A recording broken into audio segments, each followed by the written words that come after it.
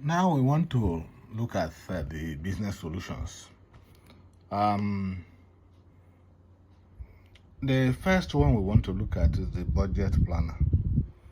And here is an Excel sheet that has some the data concerning the budget for the period. Now, from what we can see here, we have the products, and the product is about 1, 2, 3, 4, 5, 6, 7, 8 products. And then we have the individual fixed costs as IFC. So there is a general fixed cost for this particular entity. The general fixed cost we are going to use is 2 million.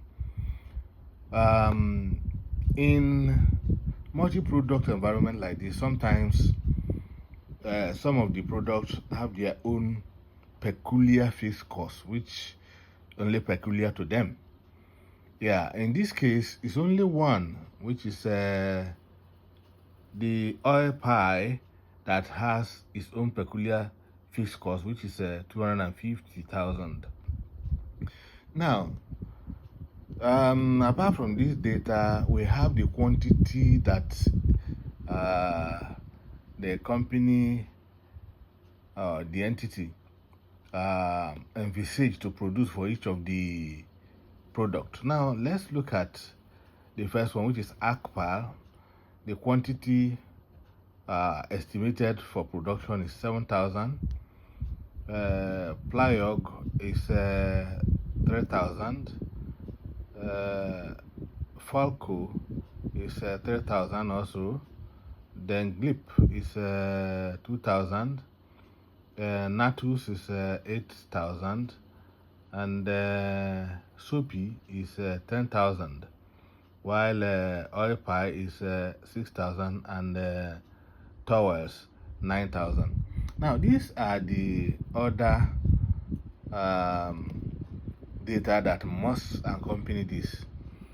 These other data, the USP, which is unit selling price, and then the UVC, unit variable cost. This is just as stated here. For ACPA, the unit selling price is 140, while the unit variable cost is 80. For Plyog, is also 140, and but the unit variable cost is 82. And then Falco is 160 with unit price of units. That's 160 for unit selling price, and then unit variable cost of 97. And Clip is also 160 with unit variable cost of 90. And then Soapy is 30 with the selling price, unit selling price with unit variable cost of 25, while Oil Pie, the unit selling price is 650, while the unit variable cost is 305. And then for Towers, the unit selling price is 560, while the unit variable cost is 245. This is what we are going to use to do the budget planning analysis.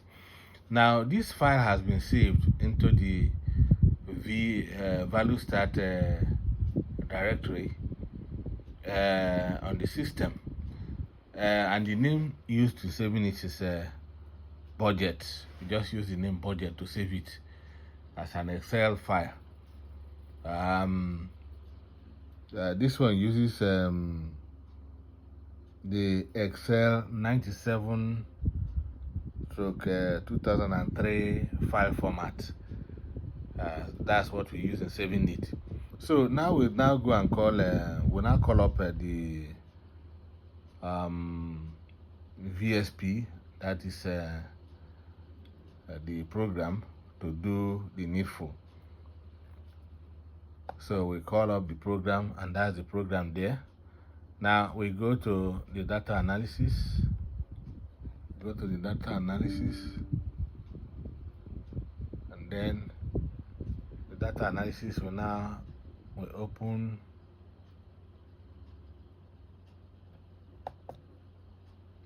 this, and then no, we open the business tool, sorry, and then we open the VBGUI business tools app. Then yeah, that has been opened. So we now go to select budget and profit planning. Yeah, we select it, and then we click OK,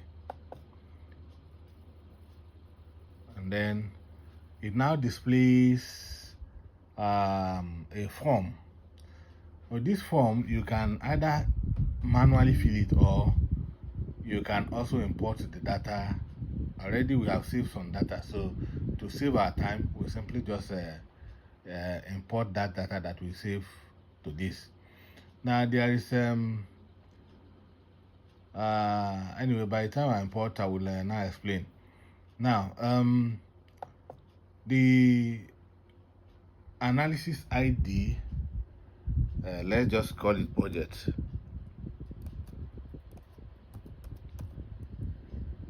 Let's call it budget. And then the number of products that we are dealing with in this case, here we counted 8, so we put 8 there. And then the general fees cost, I mentioned the 2 million, and 2 million is what we are going to enter here. You know, notice that the 2 million was not part of that Excel data. Now we are going to enter it here in the form. 2 million, 2, 3, 1, 2, 3. That's 2 million. Yeah. So even though it's this is not too long, so for that reason it's not it's hiding some of the data, but it is complete.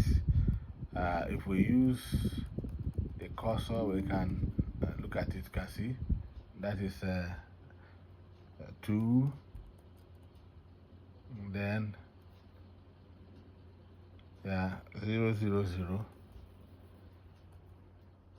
the 0, 0, 0 again, and that's it. So now, having done that, since we are not entering data, we are going to import data. We go to the bottom where you say import data, and you click import data. Yes, this okay. You click import data. Now import data will now ask a question here. Look at it. Say data source, enter name of Excel workbook to import data from. Please ensure that the file is placed in the C value stars folder, just like I said. Otherwise it will not recognize it. And remember, we said we saved the name of this file with budget, so we type budget. Yeah, when we type budget, we click OK, and then we now go to, you can see it has imported all those data into it. Now I will now explain. Yeah, you can see the products here are 8. That is, you can see it. The products are 8. Even though the names of the products are not here, but when it is going to be processed, you are going to find it there. So, but the individual fees cost is there.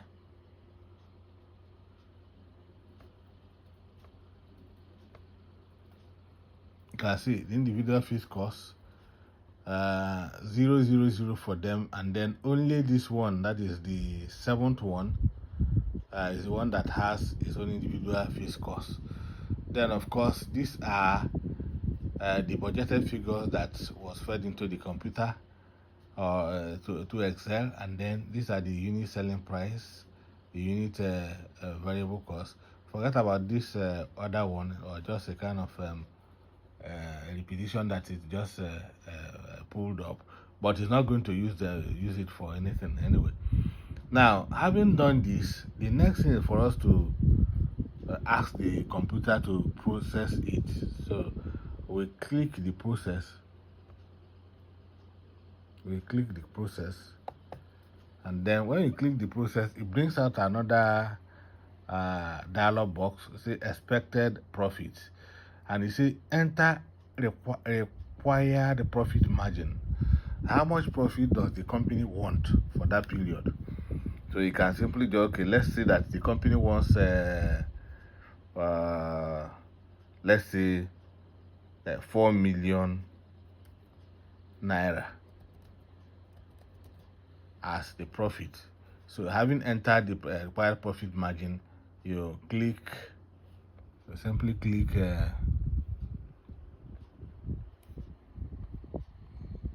the OK button here. And then having done that, we wait now. Good. That is it. That is it has just produced the cost volume profit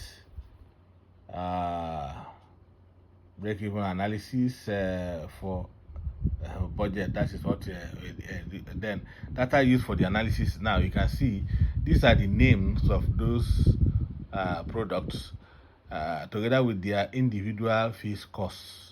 You know, all the other one has zero individual fees cost, but only this one has 250. That's oil pie. Then look at their quantity, the budgeted quantity. Look at the unit selling price. Look at the unit variable cost. Okay, look at the selling price. Sorry, and this is the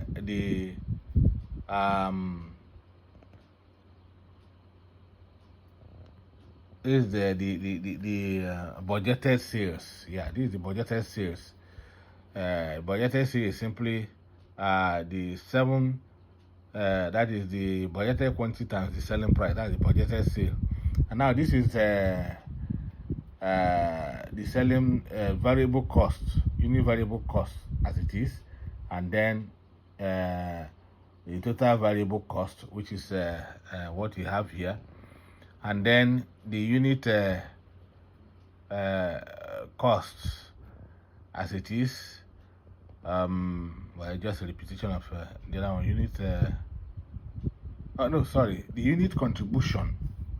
The unit contribution, that is the this one, the unit contribution, and then the total contribution for each product.